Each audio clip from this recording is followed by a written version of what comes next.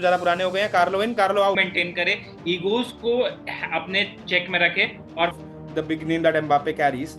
तो आप track back क्यों नहीं करवा पा रहे हो उन दोनों से? फैंस को भी एक्सेप्ट करना ही पड़ेगा कि एम्बापे ट्रैक बैक नहीं करेगा, उसी के अराउंड आपको टैक्टिक्स बनानी पड़ेगी। संभाल पाया सादियो माने और मोहम्मद सलाह। वो तेरे को लगता है कि वो 11 ईगो से बिल्कुल पॉसिबल नहीं। विनिशियस लेफ्ट बैक, वो वैसे ही अभी लेफ्ट विंग से ट्रैक बैक नहीं करता, लेफ्ट विंग बैक से तो आप फिर और गोल खाओ। क्रॉस एंड इंशाल्लाह से अगर आपके पास रोनाल्डो जैसा प्लेयर बॉक्स में खड़ा है जो कि maybe this would be his last season, the international trophy without playing in the final. We saw what he did managing his own manager. Hello guys, welcome to full time meltdown. Please इस वीडियो को like करें, share करें, subscribe करें, हमें grow करने में मदद करें। आइए बात करते हैं हम कुछ इंटरेस्टिंग टॉपिक्स के बारे में। आज का हमारा टॉपिक है Carlo Ancelotti. Carlo Ancelotti, one of the greatest managers of all times. Real Madrid के लिए क्या सूट कर रहे हैं अब कार्लो एंसेलोटी, और कब तक सर्वाइव करेंगे? डिस्कशन पैनल हम खोलते हैं और शुरू करते हैं इसके बारे में डिस्कशन। राजीव हमारे साथ है। राजीव, राजीव देखो, चेल्सी फैन। कार्लो एंसेलोटी, काफी पुरानी हिस्ट्री रह चुकी है तुम्हारी कार्लो एंसेलोटी के साथ। क्या लगता है, टैक्टिक्स कुछ ज्यादा पुराने हो गए हैं? कार्लो इन, कार्लो आउट मैड्रिड के लिए। टैक्टिक्स टैक्टिक्स पुराना नहीं हुआ है, लेकिन उसको छोड़ देना चाहिए। अब रियल मैड्रिड लास्ट ईयर छोड़ना चाहिए था चैंपियंस लीग जीतने के बाद। अब टैक्टिक्स उसका नहीं टैक्टिक्स पुराना हुआ, पुराना तो नहीं हुआ इंसान है, पुराना हो लेकिन गया। हाँ, नहीं, बट मैड्रिड टैक्टिक्स पुराना नहीं हुआ है, इंसान पुराना हुआ है। उसको जरूरत है अब नया प्लेयर आ रहा है, नया टैक्टिक। अब तो वो खुद से मैनेज पूरा करता भी नहीं है, उसका बेटा करता है ट्रेनिंग वेनिंग वगैरह। वो बैठ के शिकार ले पीता है अपना रूम में बैठ के। बस वही सब है, तो उसको छोड़ देना चाहिए सीधा। अब कंट्री को मैनेज करे, बस काफी है। तुमको नहीं नहीं, लगता बट मैड्रिड प्रॉब्लम। जैसा क्लब को एक एक्सपीरियंस मैनेजर चाहिए, राजीव? जो मैड्रिड को एक अच्छा कोच कभी नहीं चाहिए होता। मेरे हिसाब से मैड्रिड को एक अच्छा कोच नहीं चाहिए, उनको एक ऐसा कोच चाहिए जो ईगोज को मेंटेन करे, ईगोज को अपने चेक में रखे। और फिर जैसे कि जिडान जिडान मेरे हिसाब से कोई बहुत अच्छा मैनेजर तो था नहीं। जिडान ईगोज मैनेज किया और उसके बाद उसने चैंपियंस लीग ट्रॉफी जीती। और कार्लो एंcelotti भी मुझे लगता है कि वैसा एक मैनेजर है जो कि रहना चाहिए।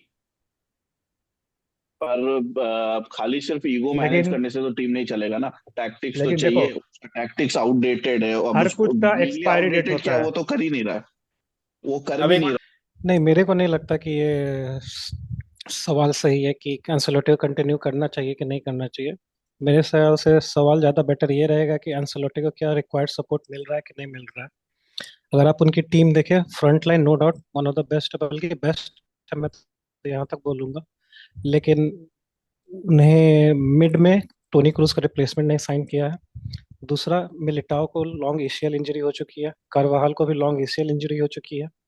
तो उनका टीम काफी वीक है, and as we all know Mendy उस लेवल पर परफॉर्म नहीं करता है जिससे कि कोई वर्ल्ड क्लास टीम एक्सपेक्ट करे। तो मुझे लगता है कि उसे कैंसेलोटी को बोर्ड प्रॉपरली सपोर्ट नहीं किया है, इसलिए सारा ब्लेम एंसेलोटी पे डालना कि उसका टैक्टिक्स आउटडेटेड है, ऐसा ऐसा कुछ नहीं है। अगर आप जस्ट एक मैच पहले की बात करें तो मैड्रिड भी ट्रिपल के रेस में थी। वो सीडीआर के कोपा डेल रे के फाइनल्स में पहुंच चुके हैं, ला लीगा में सेकंड चल रहे हैं, जस्ट आई थिंक 4 पॉइंट्स पीछे हैं बारसा के, और चैंपियंस लीग में क्वार्टर्स में थे ही। तो मुझे नहीं लगता कि सारा ब्लेम एंसेलोटी या कोच पे डालना सही होगा। Some share of the blame has to go towards the board. अच्छा गुप्ता, एक क्वेश्चन है। ये तुम किस पॉइंट से बोल रहे हो, बारसा फैन के पॉइंट से या मैड्रिड फैन के पॉइंट से? तुम तो चाहते हो एंcelotti कंटिन्यू करे। नहीं, ऐसा बात नहीं है, मैं एक न्यूट्रल पर्सपेक्टिव से बोल रहा हूँ। मैड्रिड का कोई भी अगर सोचता है तो मैड्रिड की टीम गैलेक्टिको से भरी होनी चाहिए, बात सही है, लेकिन करेंटली उनकी टीम बहुत अनबैलेंस्ड है और वो बहुत बड़ी इंजरी क्राइसिस से गुजर रहा है। और इसमें कोई डिनाई नहीं कर सकता कि उनकी बेंच स्ट्रेंथ काफी वीक थी। अगर आप आर्सेनल वाले मैच में ही देखते तो उनका बेंच काफी वीक था, उनके पास लाने के लिए कोई था नहीं।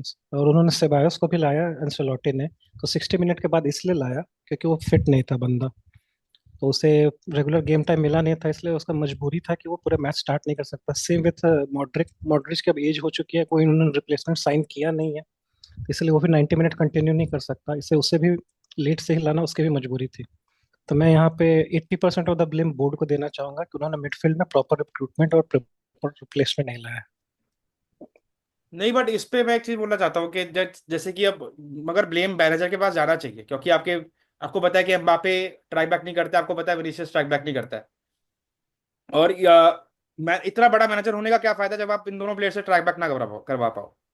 क्या ईगो इतनी बड़ी है कि मैनेजर के ऊपर प्लेयर उठ के बोलेगा कि मैं ट्रैक बैक नहीं करूंगा? आपका रॉड्रिगो ट्रैक बैक करने पे आ जाता है। रॉड्रिगो राइट विंगर है भी नहीं, उसको मिक्सड राइट विंग खिलाया जा रहा है। कार्लो अंचेलोटी का डिसीजन है अगेन, जब उसके पास ऑलरेडी रॉड्रिगो जैसा प्लेयर था और विनीसियस जैसा प्लेयर था, तो एम्बापे साइन करने की क्या जरूरत थी? और अगर एम्बापे आप लेके आ रहे हो because of the big name that Mbappe carries, तो आप ट्रैक बैक क्यों नहीं करवा पा रहे हो उन दोनों से? पहले तुमने जो सवाल किया कि मैं ब्लेम मैनेजर को जाना चाहिए, उससे पहले ब्लेम तो मैं मैड्रिड बोर्ड को ही दूंगा। अगर आपकी टीम ऑलरेडी चैंपियंस लीग जीत चुकी थी, क्रूस जस्ट रिटायर किया था, कार्वाहाल ऑलरेडी एजेड हो चुका है, मेंडी सबको जानता है उस लेवल परफॉर्म नहीं कर रहा है, तो आपकी प्रायोरिटी सेट होनी चाहिए थी कि हमें पहले फुल बैक साइन करना है। टोनी क्रूस जो कि एक लेजेंडरी प्लेयर है, उसका एक परफेक्ट रिप्लेसमेंट लाना बहुत जरूरी था, जो कि उन्होंने नहीं लाया। और इन्होंने इसके बोर्ड ने सारा का सारा फोकस पूरा समर पे सिर्फ एक प्लेयर पे किया, जो कि एम्बापे था। और रहा सवाल एम्बापे के ट्रैक बैक करने का, तो ये इश्यूज के अर्ली डेज ऑफ कैरियर है। एनरिके का भी मुझे याद है एक पोस्ट मैच कॉन्फ्रेंस या फिर एक लीक वीडियो था जिसमें उसने बोला था कि एम्बापे तुम ट्रैक बैक नहीं करते हो, तो ये नोन इश्यू है and we have to accept that reality. Mbappe इतना बड़ा स्टार है कि वो, मुझे नहीं लगता कोई भी मैनेजर हो, चाहे पेप गार्डियोला ही क्यों ना हो, वो उतना ट्रैक बैक नहीं करेगा। And we as a fans and Madrid fans को भी एक्सेप्ट करना ही पड़ेगा कि एम्बापे ट्रैक बैक नहीं करेगा, उसी के अराउंड आपको टैक्टिक्स बनानी पड़ेगी। मेरे को ये नहीं समझ में आ रहा कि एंcelotti को सब कोई बोल रहा है कि वो अच्छा है, ये है। अगर मेरे पास क्लॉप ऑप्शन है मैनेज करने के लिए, तो हम क्लॉप के पास क्यों नहीं जाएंगे? हम एंcelotti क्यों रखेंगे? एंcelotti आउटडेटेड हो चुका है, क्लॉप मेरे पास नया लेके आएगा। क्लॉप उसी टीम से भी अच्छा परफॉर्म करेगा, एंcelotti से क्लॉप बेटर दो करेगा। ईगोज नहीं संभाल पाया, सादियो माने और मोहम्मद सलाह। वो तेरे को लगता है कि वो 11 ईगो संभाल पाएगा? वो दो ईगोज नहीं संभाल चैंपियंस पाएगा। लीग जीत चलो चैंपियंस लीग चैंपियंस लीग जीत जीता चुका है वो, भाई क्लॉप। चैंपियंस लीग जीता, क्लॉप का लेकिन उसके टीम अगले सीजन एक प्लेयर चला गया आपका। वो चला गया क्योंकि उसका टाइम हो गया, वो रिप्लेस करके आया। लुइस डियास अच्छा खेल रहा है, उसके रिप्लेसमेंट में भी प्लेयर्स सादियो है, माने वो से ऐसा अच्छा कोई लुइस डियाज जरूरी खेल नहीं रहा है। है। सादियो माने का एक वीक सीजन लिवरपूल में लुइस डियाज के स्ट्रॉन्गेस्ट सीजन से बेटर है। पर अब कैसा खेल रहा है सादियो माने? अब वो कहाँ खेल रहा है? दुबई में के वो, यूएई में खेल रहा है जाके वो। क्या फायदा वहां पे? सऊदी में भी जब खेल रहा है तो वहां पे भी अच्छा नहीं खेल रहा है ना, क्योंकि सबका एक टाइम आता है जब उसको लेट गो करना पड़ता है। वही सादियो टाइम आ चुका है अंcelotti को कि उसका खत्म हो गया है दिन। सादियो माने बायरन गया, वहां पे भी वो ठीक ठाक ही खेला, ऐसा नहीं था कि वो खराब खेला वहां पे। उसके बाद वो गया, तो वो जो 1-2 साल था, वो 1-2 साल और सादियो माने और मोहम्मद सलाह साथ खेल जाते तो वो डोमिनेशन कंटिन्यू होता। तो मेरे हिसाब से क्लॉप कहीं से भी मैड्रिड लाइक साइनिंग है ही नहीं, क्योंकि क्लॉप कभी भी ईगोज को हैंडल नहीं कर पाया, और मैड्रिड में ईगोज रहेंगे। उस टाइम पे माने को बेचना बहुत सही डिसीजन था। बायरन में कहाँ वो अच्छा खेला है बताओ? बायरन में वो अच्छा नहीं खेला है, बायर्न में वो और अच्छा नहीं इसीलिए खेला, बायरन को बिल्कुल एक भी साल अच्छा में नहीं खेला। निकाल भी दिया।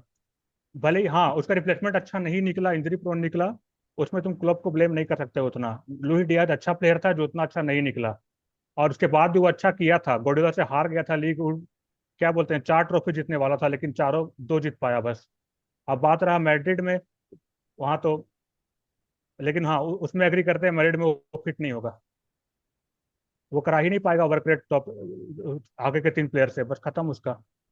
वही आई तो मैं टू वुड बोल रहा लाइक हूँ, क्लॉप क्लॉप कहीं से भी मैड्रिड को सूट कर ही नहीं रहा। अगर मैड्रिड को कोई मैनेजर अच्छा से सूट करेगा, तो वो मुझे लगता है कोई भी एक बड़ा नाम होगा जो कि ईगोज के साथ अच्छा खेला हो, जो कि हो सकता है कि एक्स मैड्रिड ही हो, जो ईगोज को अच्छे से मैनेज करना जाने। तो इस टाइप का कोई मैनेजर जो होगा मैड्रिड को ज्यादा अच्छा सूट करेगा। नहीं मतलब दे अगर नीड एलेग्री। नहीं, रूमर तो जाबी अलोंसो से है ना। देखो जो बात है वो साफ, जाबी अलोंसो का सिस्टम जो हमने अभी तक बायर लेवरकुसेन में देखा है वो थ्री बैक खिलाता है। क्या मैड्रिड बोर्ड अलाउ करेगा आके पूरा सिस्टम ही चेंज करने को? क्योंकि सिस्टम चेंज जावी कर एक जाबी सीजन अच्छा खेला है, जावी एक सीजन अच्छा खेला है, एक सीजन के दम ठीक है, एक सीजन में उसने इनविंसिबल कर दिया, लीग जिता दिया बायरन को डोमिनेट करके। बट अभी भी मैं बोल रहा हूँ, जावी ने बस एक सीजन अच्छा खेला है, और क्या वो ईगोज मैनेज कर सकता है? क्योंकि उतना अच्छा मैनेजर है कि नहीं, इस पे डाउट है। ईगोज मैनेज कर सकता है कि नहीं करता है, इस पे ही बहुत बड़ा डाउट है। बट रूमर तो जाबी अलोंसो से ही है ना। जाबी अलोंसो अगर मैड्रिड आता है और उसका सिस्टम, मेरा पॉइंट ये है कि सिस्टम उसका थ्री बैक है। जितना भी उसने अभी तक खिलाया है वो थ्री बैक सिस्टम पे खिलाया है। मैड्रिड अपना पूरा पूरा हिस्ट्री में मेरे ख्याल से थ्री बैक कभी शायद हार्डली खेला हो। तो मैड्रिड अपना पूरा, जैसे कि अब हम देख रहे हैं जो प्रॉब्लम्स बाकी बड़े क्लब्स में भी आ रही हैं, जो ट्रांजिशन से गुजर रहे हैं, उनको सिस्टम चेंज करने की जरूरत पड़ती है, थ्री बैक पे स्विच करते हैं लेकिन वो चल नहीं पा रहे। और जैसा प्लेयर्स मैड्रिड में भरा हुआ है अभी, जैसा भी प्लेयर्स है, Vinicius, Mbappe, Rodrygo, Jude Bellingham, ये चार बड़े प्लेयर्स जो चार फॉरवर्ड्स इन मैड्रिड के पास हैं, वो थ्री बैक सिस्टम में कैसे बैठेंगे? मेरे हिसाब से तो मेरे को नहीं दिख रहा बैठते हुए उन चारों। अच्छा, मैं से फिर मेरे को लगता है कि एंcelotti अभी नहीं, इस साल अगर नहीं भी जाता है तो अगले साल चला जाएगा। तो कोई ना कोई तो उसको रिप्लेस करने के लिए चाहेगा। और जैसा सबका नाम आ रहा है कि ज़ावी अलोंसो शायद मैड्रिड का नेक्स्ट मैनेजर हो सकता है, तो क्या ज़ावी अलोंसो के हिसाब से वो टीम फिट बैठता भी है? नहीं, कम से कम 4-5 साइनिंग करना पड़ेगा। लेकिन मेरा चॉइस वो नहीं होगा अगर मुझे चुनना रहा तो। अभी तो फिट नहीं बैठता, कम से कम 4-5 साइनिंग लगेगा। लेकिन मेरे हिसाब से किसी एक्सपीरियंस मैनेजर का जाना चाहिए, जैसे एलेग्री। वो सीरियल विनर है, मैड्रिड को सूट करेगा और सेम सिस्टम खिलाता है जावी अलोंसो का, उसको ही प्लेयर चाहिए। लेकिन मेरे हिसाब से मैं अभी उस पर ज़्यादा ट्रस्ट करूंगा। अगर मैं मैड्रिड फैन हूँ तो मैं ट्रस्ट करूंगा एलेग्री पे। जावी अलोंसो बहुत नया है। एलेग्री, वही तो मेरा मेरा प्रॉब्लम ये है कि एलेग्री आए कि जाबी अलोंसो आए। मेरा प्रॉब्लम ये है कि मैड्रिड थ्री बैक में स्विच मतलब करना चाहता है कि नहीं चाहता। मेरे हिसाब से मैड्रिड ऐसा क्लब है जो अपना रूटीन, मतलब जो उनका रेगुलर 4-3-3 सिस्टम है, उसी में खेलना पसंद करता है। और जैसे प्लेयर्स उनके पास अभी मौजूद हैं, जैसे मैंने कहा कि फ्रंट थ्री में रॉड्रिगो, एम्बापे और विनीसियस, पीछे जूड, ये चार फॉरवर्ड उनके पास मौजूद हैं। ये चारों थ्री बैक सिस्टम में मेरे ख्याल से बैठ ही नहीं सकते। अब कैसे डालोगे? किसी ना एक प्लेयर को बेचना पड़ जाएगा या बेंच करना पड़ेगा। या तो आप विनीसियस को बोल दो कि वो लेफ्ट विंग बैक खेले, जो मेरे हिसाब से बिल्कुल पॉसिबल नहीं है। विनीसियस लेफ्ट बैक, वो वैसे ही अभी लेफ्ट विंग से ट्रैक बैक नहीं करता, लेफ्ट विंग बैक से तो आप फिर और गोल खाओगे। तो थ्री बैक सिस्टम, मेरे को ऐसा कोई मैनेजर लगता नहीं जो थ्री बैक सिस्टम खिलाए वो मैड्रिड को सूट करेगा। तो जो ऐसा मैनेजर फोर बैक सिस्टम खिलाने वाला मैनेजर जो अभी समय मार्केट में हो, मेरे को लगता है मैड्रिड उसके पास जाना ज्यादा प्रेफर करेगा। अब उसमें जो नाम आते हैं वो, ऑब्वियसली क्लॉप एक बहुत बड़ा नाम है, क्योंकि क्लॉप फोर बैक सिस्टम खिलाता आया है। मेरे को लगता है कि क्लॉप रहेगा, Klopp one of the top targets रहेगा। मेरे हिसाब से Klopp will be the best option Madrid has. मेरे हिसाब से जितने ऑप्शंस अभी तक डिस्कस हुए हैं, एक मैनेजर का नाम है जिसे सब कोई भूल रहा है। वो एक्स मैड्रिड मैनेजर भी है और वो currently out of the job भी है। मेरे हिसाब से अगर एंसेलोटी सैक होता है या फिर रिप्लेस होता है, तो बेस्ट मैनेजर मैड्रिड के लिए रहेगा जिडान। उसके पास हिस्ट्री भी है, उसके पास करिश्मा भी है, उसके पास कैरेक्टर भी है और उसके पास लीडरशिप क्वालिटी भी है। वो मेरे हिसाब से परफेक्ट रहेगा मैड्रिड को लीड करने के लिए। इससे आगे मैं कुछ नहीं कहूंगा। लाइटनिंग डजंट स्ट्राइक थ्राइस, ये बात कान खोलकर सुन लो। जिडान मेरे हिसाब से अच्छा मैनेजर नहीं है। एक बार उसने जीता, दूसरा बार आया, क्या हुआ क्या नहीं हुआ ये सब कुछ लोगों ने देखा। तो तीसरी बार तो जिडान का कोई क्वेश्चन ही नहीं होता। जिडान मैड्रिड नहीं आना चाहिए। जिडान बहुत तो वो नहीं हो गया, मतलब हो गया यार, वो रोनाल्डो था तो जीत गया था। अब जिडान के बस का बात नहीं है। अब वही प्रॉब्लम है, अगर जिडान ही को रखना है तो उससे अच्छा तो एंcelotti हो गया। अभी 66 का और 10 साल, 70 तक पहुंच जाएगा, 4 साल 5 साल और कर लेगा। जिडान आई डोंट थिंक, और ना नहीं मेरे ख्याल से जिडान जिडान को भी कोई इंटरेस्ट है वापस आने का real Madrid. See this is the thing that I don't understand, Zidane बहुत ही अंडररेटेड है। आप एक मैनेजर बता दो जिसने यूसीएल की हैट्रिक की हो। और रहा सवाल उसके प्ले स्टाइल पे, जैसे सब कोई बोलते हैं क्रॉस करता था, जो कि इनफेमस हो गया था क्रॉस एंड इंशाल्लाह से। अगर आपके पास रोनाल्डो जैसा प्लेयर बॉक्स में खड़ा है, जो कि इन द लेट 30s है, या चलो 30 जिसका स्टार्ट हुआ है, उसके अराउंड ही उसने टैक्टिक्स अपने मोल्ड किए थे और उसी के अराउंड उससे क्रॉस एंड ये सब खेलता था। तो मेरे हिसाब से जिडान बहुत फ्लेक्सिबल है, प्रूवन है, और यूरोपियन पेडिग्री उसका अनमैचेबल है, जो अभी तक पेप गार्डियोला भी मैच नहीं कर पाया। इसलिए मेरे हिसाब से Zidane is the perfect choice for Madrid. हाँ, मैं इस बात से भी एग्री करता हूँ। अगर फोर बैक सिस्टम में कोई मैनेजर अगर परफेक्ट बैठेगा तो वो जिडान भी एक उनमें से एक है। जिडान मेरे हिसाब से ईगो मैनेज करने में, जो पॉइंट आया था पहले भी कि ईगो मैनेज कर पाएगा कि नहीं कर पाएगा कोई मैनेजर इतना बड़ा, के जिडान में वो कैलिबर है कि वो ईगो मैनेज कर पाए, क्योंकि ऑब्वियसली फ्रेंच है, एम्बापे फ्रेंच है, वो रिस्पेक्ट ऑब्वियसली रहेगी रहेगी। और जहां तक विनीसियस जूनियर की बात है, उसके आइडल ने जब उसको रिस्पेक्ट दिया है इतना, क्रिस्टियानो रोनाल्डो ने, तो मेरे को नहीं लगता विनीसियस के अंदर कोई ईगो प्रॉब्लम आएगी जिडान के होते हुए। Zidane would be a very good option for Madrid. Three back system में अगर नहीं जाना, अगर थ्री बैक सिस्टम में जाना ही है, तो मैं खाली एक नाम फेंकूंगा जो जाबी अलोंसो और एलेग्री दोनों से ऊपर है मेरे हिसाब से, करंटली वो इंजागी है। हम ये वीडियो एक कंट्रोवर्शियल मैनेजर चॉइस से एंड करना चाहेंगे। X Madrid, he still plays, maybe this would be his last season.